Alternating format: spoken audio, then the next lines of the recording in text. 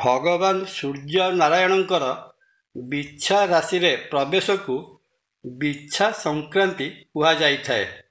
ଚଳିତ 2025 ମସିହା ନଭେମ୍ବର ମାସ 16 ତାରିଖ ରବିବାର ଦିନ ସୂର୍ଯ୍ୟ ନିଜର ନୀଚ ରାଶି ତୁଳା ରାଶିରୁ ବାହାରି ବିଛା ରାଶିରେ ପ୍ରବେଶ କରିବେ ଏବଂ 1 ମାସ ପର୍ଯ୍ୟନ୍ତ ବିଛା ରାଶିରେ ରହଣି କରିବେ ତଥା ଏହି ନଭେମ୍ବର 16 ତାରିଖ ଦିନ ବିଛା ସଂକ୍ରାନ୍ତିର ଉତ୍ସବ ପାଳନ କରାଯିବ।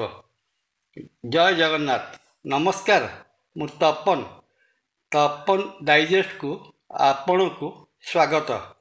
ଗ୍ରହ ଜଗତର ରାଜା ରୂପେ ପରିଗଣିତ ସୂର୍ଯ୍ୟଦେବଙ୍କର ରାଶି ପରିବର୍ତ୍ତନ ଦ୍ୱାଦଶ ରାଶିଚକ୍ରର 12 ଗୋଟି ରାଶିକୁ ପ୍ରଭାବିତ କରିବା ସହିତ ଦେଶ ଦୁନିଆ ଉପରେ ମଧ୍ୟ ପ୍ରଭାବ ପକାଇଥାଏ। ଆଜିର ଉପସ୍ଥାପନାରେ ଜାଣିବା, ସୂର୍ଯ୍ୟ ଗୋଚରରେ ବିଛା ରାଶିରେ ପ୍ରବେଶ କଲେ କେଉଁ ସବୁ ରାଶି ବିଶେଷ ଶୁଭ ଫଳ ପାଇବାର ସମ୍ଭାବନା ରହିଅଛି। ମେଷ ରାଶି। ବିଛା ସଂକ୍ରାନ୍ତିର ମାସଟି ମେଷ ରାଶି ପାଇଁ ଅତ୍ୟନ୍ତ ଶୁଭ ଫଳ ପ୍ରଦାନ କରିବ। କର୍ମକ୍ଷେତ୍ରରେ ନେତୃତ୍ୱ ନେବାର ସୁଯୋଗ ପାଇବେ। ଉପରିସ୍ଥ ଅଧିକାରୀଙ୍କର ସହଯୋଗ ମିଳିବ। ସେଲ୍ଫ କନଫିଡେନ୍ସ ବଢ଼ିବା ସହିତ ଶରୀରରେ ଶକ୍ତିର ସଞ୍ଚାର ଘଟିବ। ସ୍ୱାସ୍ଥ୍ୟ କ୍ଷେତ୍ରରେ ସକାରାତ୍ମକ ସୁଧାର ଆସିବ। କନ୍ୟା ରାଶି।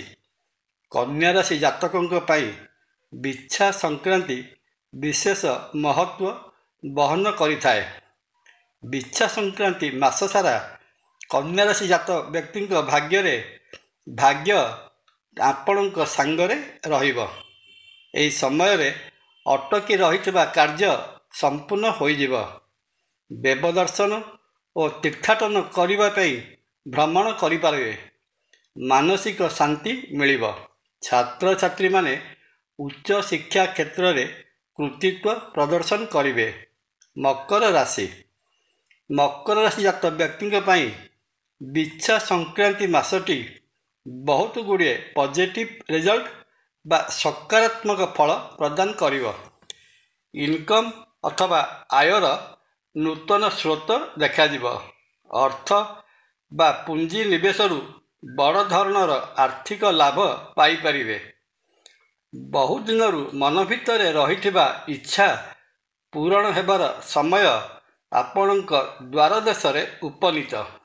ମନ ଭିତରେ କିଛି ମହତ୍ୱାକାଂକ୍ଷା ରହିଥିଲେ ତାହା ମଧ୍ୟ ପୂର୍ଣ୍ଣ ହେବ। ଭାଇ ଭଉଣୀଙ୍କ ସହିତ ମିତ୍ରମାନଙ୍କର ଭରପୁର ସହଯୋଗ ମିଳିବ। ମୀନ ରାଶି।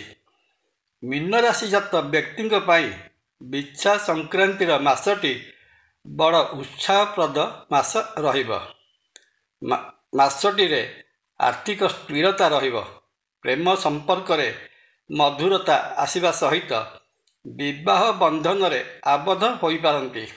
ଯୌଥ ବେପାରରୁ ଭଲ ଲାଭ ବା ମୁନାଫା ପାଇପାରିବେ। ଏହାଛଡ଼ା ବିଛା ସଂକ୍ରାନ୍ତି ମାସର ଶୁଭ ଫଳ ପାଇବା ପାଇଁ ଏହି 4 ଗୋଟି ରାଶି ସହିତ ଅନ୍ୟ ରାଶି ଜାତ ବ୍ୟକ୍ତିମାନେ ମଧ୍ୟ ଚଳିତ ନଭେମ୍ବର ମାସ 16 ତାରିଖ ରବିବାର ଦିନ ପ୍ରାତଃସ୍ନାନ ପରେ ସୂର୍ଯ୍ୟଦେବଙ୍କୁ ଅର୍ଘ୍ୟ ପ୍ରଦାନ କରିବା ସହିତ ଆଦିତ୍ୟ ହୃଦୟ ସ୍ତୋତ୍ର ପାଠ କରନ୍ତୁ। ଏହା ସହିତ ଏହି ଦିନ ଅଭାବୀ ଲୋକଙ୍କୁ ଅନ୍ନ ବସ୍ତ୍ର ଦାନ ଆକାରରେ ପ୍ରଦାନ କଲେ ବିଛା ସଂକ୍ରାନ୍ତିର ସମ୍ପୂର୍ଣ୍ଣ ଶୁଭ ଫଳ ପ୍ରାପ୍ତ କରିପାରିବେ। ଜୟ ଜଗନ୍ନାଥ। ଭିଡ଼ିଓ ଭଲ ଲାଗିଲେ ଲାଇକ୍, କମେଣ୍ଟ, ସବସ୍କ୍ରାଇବ୍ ଓ ସେୟାର କରିବା ପାଇଁ ଅନୁରୋଧ।